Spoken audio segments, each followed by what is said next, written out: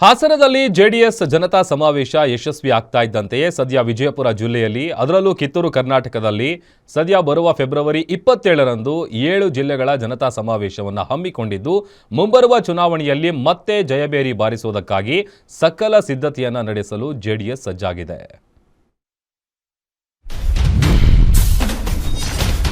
February 27ರಂದು 7 ಜಿಲ್ಲೆಗಳಲ್ಲಿ ಜನತಾ ಸಮಾವೇಶ.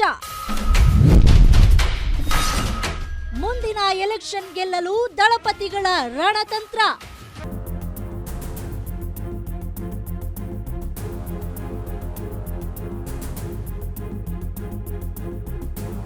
ಮುಂದಿನ ಚುನಾವಣೆಗೆ ದಳಪತಿಗಳು ಅಖಾಡ ರೆಡಿ ಮಾಡಿದ್ದಾರೆ.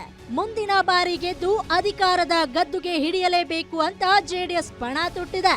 ಅದರಿಂದ ಈಗಿನಿಂದಲೇ ಜೆಡಿಎಸ್ ಯುವರಾಜ ನಿಖಿಲ್ ತಮ್ಮ ಪಡೆ ಸಜ್ಜು ಮಾಡ್ತಾ ಇದ್ದಾರೆ. ಈ ಹಿಂದೆ ಎಚ್.ಡಿ. ಕುಮಾರಸ್ವಾಮಿ ಜನತಾ ಸಮಾವೇಶದ ಮೂಲಕ ರಾಜ್ಯಾದ್ಯಂತ ಸಂಚರಿಸಿ ಎಲೆಕ್ಷನ್ ಅಖಾಡಕ್ಕೆ ಇಳಿದಿದ್ರು.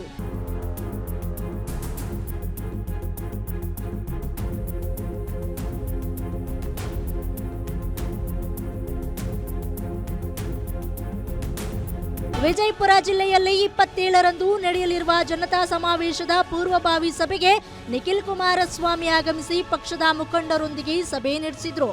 ಈ ವೇಳೆ ಮಾತನಾಡಿದ ನಿಖಿಲ್, ತಮ್ಮ ಪಕ್ಷ ಪ್ರಾದೇಶಿಕ ಪಕ್ಷವಾಗಿದ್ರೂ ಕೂಡ ರಾಜ್ಯದಲ್ಲಿ ಸಂಚಲನ ಮೂಡಿಸ್ತಾ ಇದೆ. ದೇವೇಗೌಡರ ಕೊಡುಗೆಯನ್ನ ವಿಜಯಪುರ ಜಿಲ್ಲೆಯ ಜನರು ಎಂದಿಗೂ ನೆನಪಿಟ್ಟಿದ್ದು ಮುಂದಿನ ಎಲೆಕ್ಷನ್ನಲ್ಲಿ ಜೆಡಿಎಸ್ ಜಯಬೇರಿ ಬಾರಿಸುತ್ತೆ ಎಂದರು.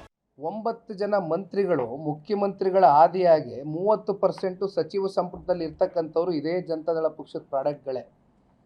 50ಕ್ಕೂ ಹೆಚ್ಚು ಜನ ಶಾಸಕರು ರಾಜಕೀಯವಾಗಿ ರಾಜಕೀಯದ ಒಂದು ವೇದಿಕೆಯಾಗಿ ಪಕ್ಷವನ್ನು ಬಳಸ್ಕೊಂಡು ಆಯಾ ನಾನಾ ಕಾರಣಗಳಿಗೆ ಅವರ ವೈಯಕ್ತಿಕ ಕಾರಣಗಳಿಗೋಸ್ಕರ ಬಿಟ್ಟೋಗಿರ್ತಕ್ಕಂಥದ್ದು ನಾವು ನೋಡ್ಕೊಂಬಂದರೂ ಕೂಡ ಪಕ್ಷ ಇನ್ನೂ ಭಾಳ ಶಕ್ತಿಯುತವಾಗಿ ಸದೃಢವಾಗಿ ಗಟ್ಟಿಯಾಗಿ ಉಳಿದಿದೆ. ಯಾಕೆಂದರೆ ಪಕ್ಷದ ಕಾರ್ಯಕರ್ತರಲ್ಲಿ ಒಂದು ದೃಢ ಸಂಕಲ್ಪ ಇದೆ. ಇದರ ನಡುವೆ ಹಲವಾರು ನಾಯಕರು ಜೆಡಿಎಸ್ ತೊರೆದು ಹೋಗಿದ್ದಾರೆ. ಇದಕ್ಕೂ ನಿಖಿಲ್ ಸಖತ್ ಟಕ್ಕರ್ ಕೊಟ್ಟಿದ್ದಾರೆ. ಇಲ್ಲಿಯವರೆಗೂ ಜೆಡಿಎಸ್ ಪಕ್ಷದಿಂದ 50ಕ್ಕೂ ಅಧಿಕ ಜನರು ಶಾಸಕರಾಗಿ 9 ಜನ ಮಂತ್ರಿಗಳಾಗಿದ್ದಾರೆ. ಅದರಲ್ಲಿ ಕೆಲವರು ಬೇರೆ ಬೇರೆ ಕಾರಣಗಳಿಂದ ಪಕ್ಷವನ್ನ ಬಿಟ್ಟು ಹೋದ್ರೂ ಕೂಡ ಪಕ್ಷ ಸದೃಢವಾಗಿದೆ. ಜೆಡಿಎಸ್ ಪಕ್ಷ ನಾಯಕರನ್ನ ತಯಾರು ಮಾಡುವ ಕಾರ್ಖಾನೆ ಇದ್ದಂತೆ ಎಂದ್ರು. ಯಾವ ಕಾರಣಕ್ಕೂ ಕೂಡ ಸನ್ಮಾನ್ಯ ದೇವೇಗೌಡರು ಸಾಹೇಬರು ಕಟ್ಟಿರ್ತಕ್ಕಂಥ ಈ ಪ್ರಾದೇಶಿಕ ಪಕ್ಷವನ್ನು ಯಾರೇ ಬಂದರೂ ಹೋದರೂ ಕೂಡ ನಾವು ಕಟ್ಟಿ ಬೆಳೆಸ್ತಕ್ಕಂಥ ಒಂದು ಶಕ್ತಿ ಸಾಮರ್ಥ್ಯ ನಮ್ಮಲ್ಲಿ ಇದೆ ಅಂತಕ್ಕಂಥ ಇಚ್ಛಾಶಕ್ತಿ ಇಟ್ಕೊಂಡಿದ್ದಾರೆ ನಮ್ಮ ಕಾರ್ಯಕರ್ತರು. ಒಂದು ರೀತಿ ಅನೇಕ ಬಾರಿ ನಾವು ಸಮಾವೇಶಗಳಲ್ಲಿ ಮಾತನಾಡ್ತಾ ಇರ್ತೇವೆ, ಇದು ಒಂದು ರೀತಿ ನಾಯಕರನ್ನ ತಯಾರು ಮಾಡ್ತಕ್ಕಂಥ ಒಂದು ಕಾರ್ಖಾನೆ ಇದ್ದಂಗೆ. ಇದೇ ವೇಳೆ ರಾಜ್ಯ ಸರ್ಕಾರದ ಕಾರ್ಯವೈಖರಿ ಬಗ್ಗೆಯೂ ಕಿಡಿಕಾರಿದ್ರು.